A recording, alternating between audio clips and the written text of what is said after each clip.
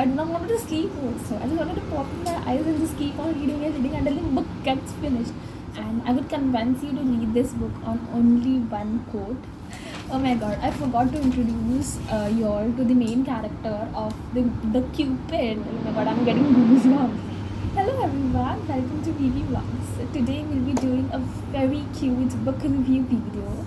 The name of the book is God of Fury and it is the fifth book of Legacy of God series by Rina Kent, and this book is released in the year 2023.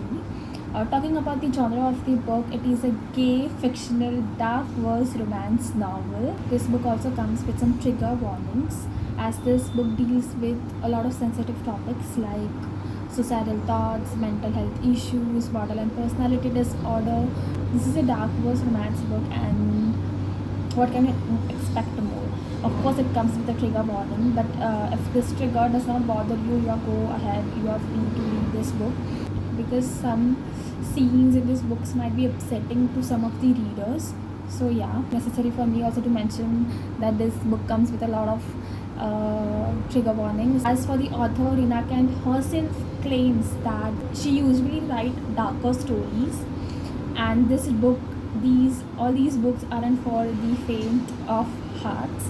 As for God of Fury, relationship wise, this book isn't that dark as compared to her other books, because after reading God of Fury, I read God of Wrath, and I'm not gonna lie, I needed some kind of warm up to read that book, because it is literally relationship wise, that book is really dark. As for God of Fury, it is not that dark relationship wise. Yes, it deals with a lot of sensitive topics, but I feel like those sensitive topics could be relatable in real life also.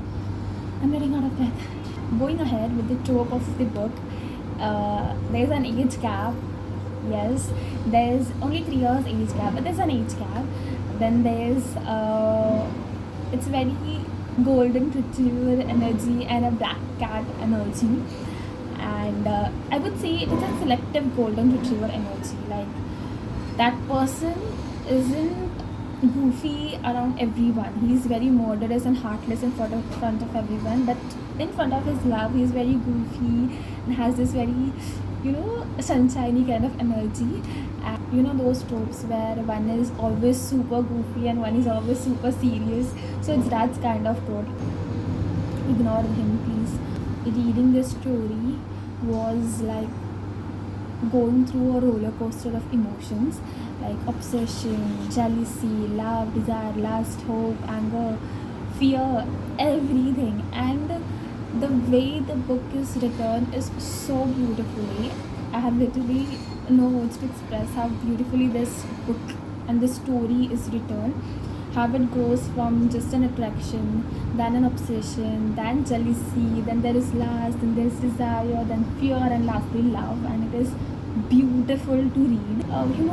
There are some life experiences, like bungee jumping. You would say, oh my god, that was a lifetime experience. I think that reading this book is that lifetime experience, because you go through so much emotions, and it's not even like it's written in a way that it's too much. Like, if there is an emotion of obsession, and it's written, the scene is written in such a way that it's not too much, not too less, just perfect to feel.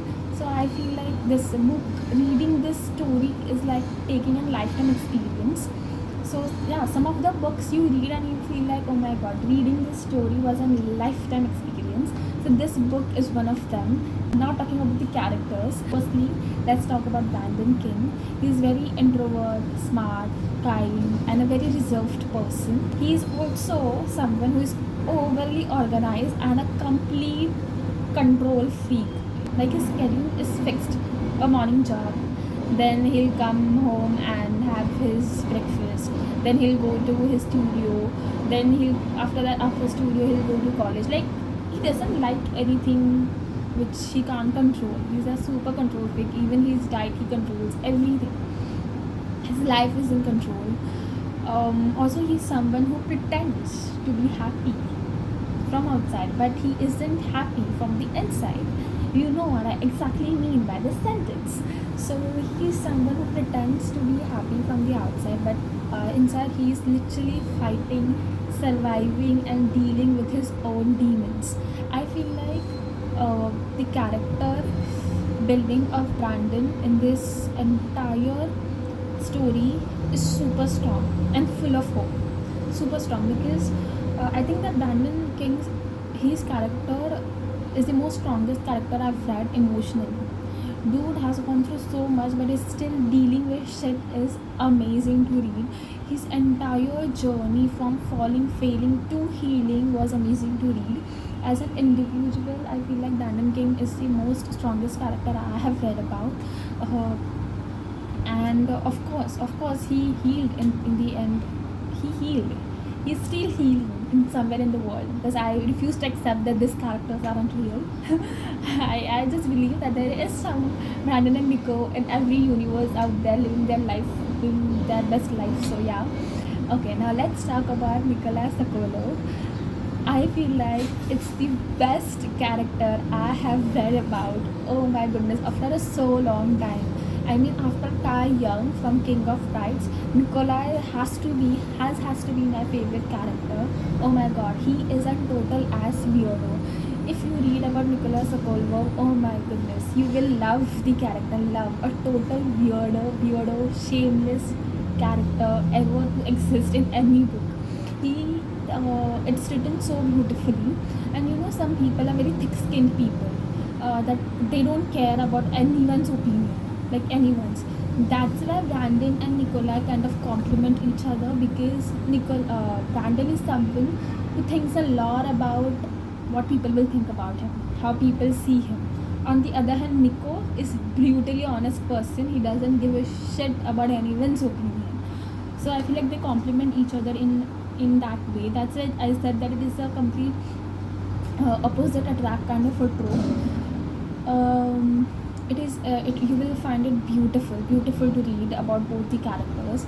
Brandon, how he overcome his trauma and how courageous he was. His journey is amazing to read. On the other hand, how their love helped each other to grow as an individual is also beautiful to read. Now coming to the rating of the book, I would give it 110 because it's that of a good story to read. As I said, it is some stories you read and you feel like, oh my god, reading this story, feeling all those emotions through the book was a lifetime experience. I would convince you to read this book on only one quote. So as I said that Brandon is someone who doesn't think he's worthy of love, not even self-love. He just doesn't think that he should exist on this planet Earth. So Nikolai, what he confessed to Brandon that even if you hate yourself, I will love you for the both of us. Now come on, oh my goodness, what do you want more? To just go ahead, buy the book and read it. I also have a backstory how I got into God of Fury. Literally, Bookstagram manipulated me into reading God of Fury, literally. So I also feel like Instagram can read the charts. I feel this from the bottom of my heart, like literally. So I was having this, as I said, I was a huge BL fan, and I was kind of bored to just watch the series and read the mangas because I've literally watched so many series and read so many mangas that I wanted something, a book to read because after Red, White and Royal Blue, I haven't read one single BL novel. So there is one of my online friend who I asked for recommendations for some good BL novels, and she literally gave me few, but they were all on Wattpad, and I'm not a Wattpad reader, so I wanted book recommendations. So that was our conversation, and from the next day onwards, Instagram started showing me all the reels related to Bran and Nikolai. Literally, how is that possible? Instagram, I need answers. Anyways, that was the best manipulation ever Instagram did to me, and I'm not gonna complain about it. I'm not complaining about it. I'm just saying that this is also my backstory, that Instagram convinced me, manipulated me into reading God of Fury. So I went ahead and typed the God of Fury free PDF. I didn't thought that I'll get a free PDF from Google, so I just typed the God of Fury free PDF, and it was right there. up for me on Google. So I clicked on it and started reading it, and oh my goodness, I finished the book in 3 days. It was kind of a story where I do not wanted to close my eyes. It's just that I wanted to pop it up. I do not wanted to sleep also. I just wanted to pop my eyes and just keep on reading and reading until the book gets finished. So 522 pages PDF, worth it. Every uh, every page worth it. Every word worth it to read. Also, oh my god, I forgot to introduce you all to the main character of the Cupid of Brandon and Nikolai's story is Koila. He's not a person, he's a thing, and I'm sure you will love Koila. Ending the book review with what I took from this, what I would like to take from this book and this story of Bran and Nikolai is that hope. That one emotion I would like to take along with me from this story and their love story is hope. Hope for love, a hope to give yourself another chance to live, to love yourself, hope to forgive yourself for the past mistakes, hope to heal yourself, just hope.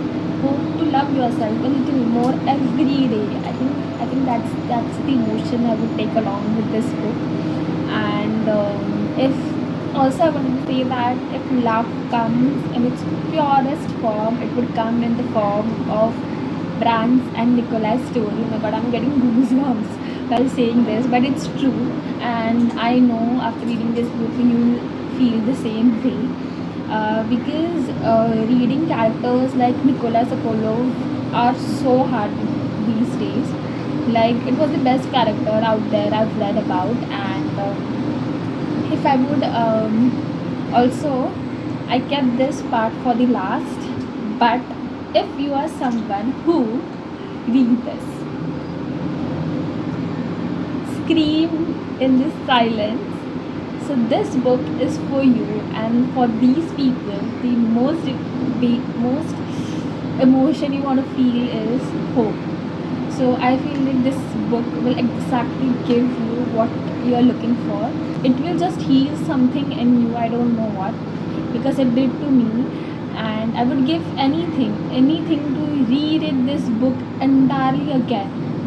Like completely erase all these memories I've read about this book and reread the book entirely. So yes, so if you're someone who wants to heal that very small part where you feel nobody loves us or we are not worth for love or anything like that, I think you should read Nikolai and Dan's story, because there's hope. If they found hope, they found each other, I think that we'll also find someone out there, someone who's meant for. If we don't, then learn Dan's journey, and he will tell you that loving yourself is important for yourself also, and for the people who love you also. So heal so that you can find that love within yourself firstly, and then in someone else too. Okay, love you always. Bye.